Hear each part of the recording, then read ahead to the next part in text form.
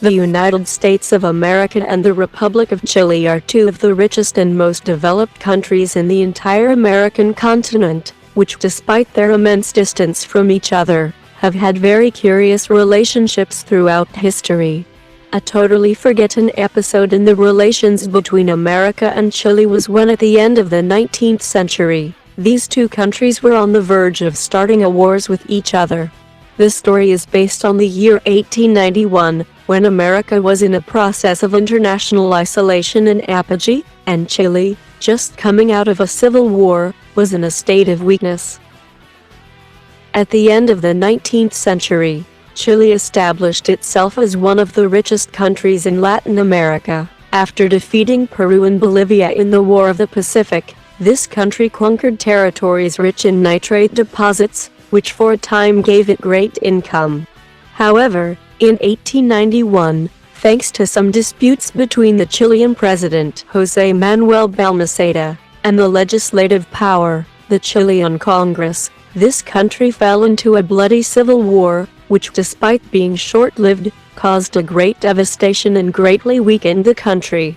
In the middle of the civil war, the USA showed sympathy for President Balmaceda and put many restrictions on trade with the congressional side. However, in the end, this side was the winner of the war.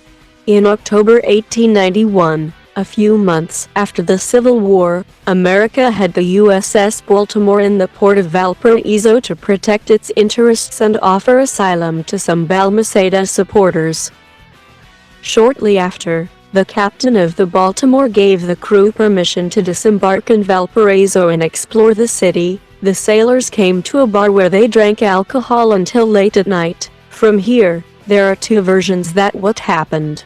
The Chilean version says that a drunken American sailor spat on a painting of Arturo Prat, an important Chilean military figure, veteran of the War of the Pacific, and the American version says that a Chilean worker spat in the face of an American sailor. The case was that a fist fight started between Americans and Chileans that ended with 2 Americans killed and 17 wounded. America quickly conducted an investigation into the incident and took an extremely hostile stance towards Chile. America maintained that its sailors behaved correctly, that they were attacked by a higher number of Chileans, and that the incident represented a severe offense towards the USA. The North American power then demanded an apology from the South American country and compensation for the families of the dead sailors. Meanwhile in Washington, planning was carried out for a land military invasion of Chile. The plan consisted of occupying the rich nitrate provinces of northern Chile in order to suffocate the Chilean economy and force Chile to accept American demands. Meanwhile Argentina, Chile's neighbor, supported the American project and offered America logistical and material support in its invasion of Chile. Despite this, the following year, 1892, Chilean President Pedro Montt decided to seek a peaceful solution to the conflict, issued a public apology to the USA, and promised to pay $75,000 to each of the families of the dead sailors. In this way, the war between Chile and America was avoided.